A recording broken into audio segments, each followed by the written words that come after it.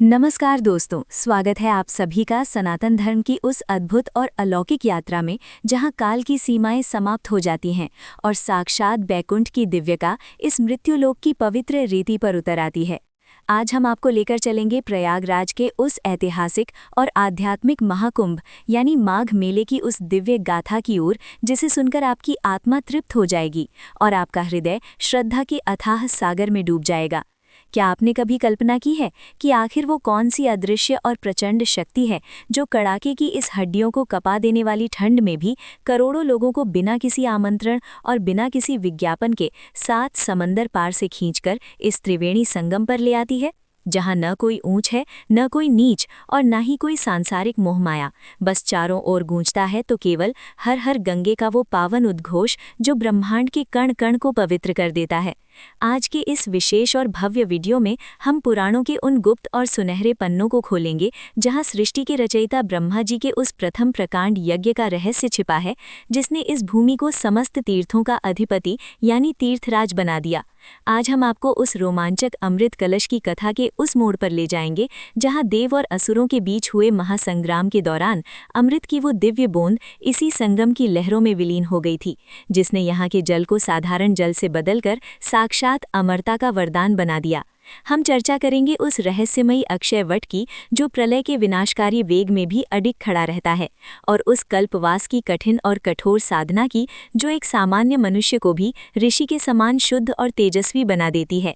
आज की ये कथा केवल एक धार्मिक आयोजन का वर्णन नहीं है, बल्कि ये उस सनातन सत्य का साक्षात्कार है जहां गंगा भक्ति बनकर, यमुना कर्म बनकर और अदृश्य सरस्वती ज्ञान की अंतर्धारा बनकर आपके जीवन के समस्त अंधकारों को मिटा देती हैं। अगर आप भी जानना चाहते हैं कि कैसे त्रेता युग में प्रभु श्री राम ने इसी संगम की रज को अपने माथे से लगाया था और कैसे आज भी यहाँ की हवाओं में उन 33 कोटि देवी देवताओं की उपस्थिति महसूस की जाती है जो स्वर्ग का सुख छोड़कर यहाँ स्नान करने आते हैं, तो इस वीडियो के एक एक पल को अपनी आत्मा में उतार लीजिएगा, क्योंकि आज की ये महागाथा आपके जीवन को देखने का नजरिया पूरी तरह से बदल देगी और आपको उस परम आनंद की अनुभूति कराएगी जो केवल और केवल इस तीर्थराज प्रयाग की गोद में ही संभव है। तो चलिए पूरी श्रद्धा और विश्वास के साथ अपनी आंखें बंद करिए और मन ही मन माँ गंगा को प्रणाम करते हुए शुरू करते हैं माघ मेले की ये अद्भुत, अलौकिक और अविस्मरणीय कथा। प्रयागराज की पावन धरती पर आयोजित होने वाले माघ मेले की ये अनंत कथा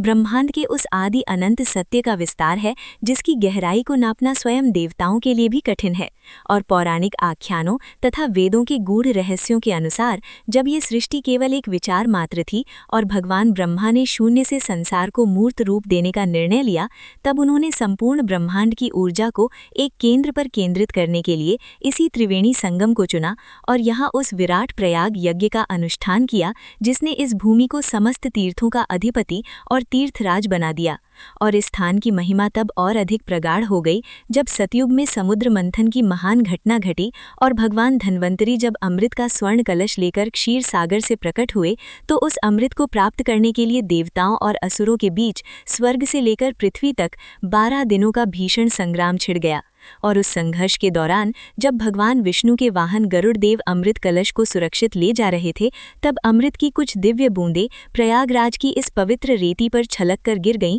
और तब से ये मान्यता स्थापित हो गई कि माघ के महीने में विशेषकर जब सूर्यदेव मकर राशि में प्रवेश कर उत्तरायण होते हैं, तब संगम का जल साक्षात अमृत की धारा में परिवर्तित हो जाता है, जो न केवल शरीर को बल्कि आत्मा को भी जन्म जन्मांतर के बंधनों से मुक्त कर परम पद यानी मोक्ष प्रदान करता है। और माघ मेले की कथा में कल्पवास का अध्याय सबसे मर्मस्पर्शी और तपस्या से परिपूर्ण है, जिसमें भक्तगण कड़ाके की ठंड और बर्फीली हवाओं के बीच संगम की रेती पर मात्र एक घास फूस की कच्ची झोपड़ी में रहकर अपनी इंद्रियों को वश में करते हैं और पूरे 1 माह तक जमीन पर सोकर मात्र एक समय सात्विक भोजन ग्रहण कर और दिन में 3 बार त्रिवेणी स्नान कर अपनी काया का कल्प कर लेते हैं। तथा शास्त्रों का मत है कि कल्पवासी को वही पुण्य प्राप्त होता है जो हजारों वर्षों की कठिन हिमालयी तपस्या से मिलता है, क्योंकि यहाँ साक्षात 33 कोटि देवी देवता और ऋषि मुनि अदृश्य रूप में वास करते हैं। और इस कथा का विस्तार त्रेता युग तक जाता है, जहां महर्षि भरद्वाज का वो दिव्य आश्रम था जो उस समय की ज्ञान का सबसे बड़ा केंद्र माना जाता था। और जब प्रभु श्री राम माता सीता और लक्ष्मण के साथ वनवास की यात्रा पर थे, तब उन्होंने इसी संगम तट पर महर्षि से आशीर्वाद प्राप्त किया था और भरद्वाज मुनि ने उन्हें इस भूमि के उस तत्व से परिचय करवाया था जो केवल ज्ञानियों को ही अनुभव होता है। और प्रयाग की इस कथा का एक रहस्यमयी हिस्सा अक्षय वट से जुड़ा है, जिसके बारे में कहा जाता है कि जब महाप्रलय के समय संपूर्ण सृष्टि जलमग्न हो जाती है और काल का चक्र सब कुछ मिटा देता है, तब भी ये अमर वृक्ष नष्ट नहीं होता और भगवान नारायण इसी वृक्ष के एक कोमल दल पर बाल रूप में लेटकर अपनी योग माया से पुनः सृष्टि के सृजन का संकल्प लेते हैं, जिससे ये वृक्ष अमरता और नई आशा का प्रतीक बन जाता है। और यहाँ बहने वाली 3 नदियों का मिलन भी एक अद्भुत आध्यात्मिक दर्शन है, जिसमें पतित पावनी गंगा माता भक्ति की साक्षात धारा है जो मनुष्य के हृदय के मैल को धो देती हैं, और सूर्यपुत्री यमुना जी कर्म और तेज का संदेश देती हैं जो मनुष्य को उसके कर्तव्यों के प्रति जागृत करती हैं, और लुप्त रूप में बहने वाली सरस्वती जी साक्षात ब्रह्म ज्ञान की अधिष्ठात्री हैं जो साधक के अंतर्मन में ज्ञान का प्रकाश फैलाती हैं। और द्वापर युग में भी इस स्थान की महिमा गाई गई है, जहां भीष्म पितामह ने शरशैया पर लेटे हुए माघ स्नान के महत्व को बताते हुए कहा था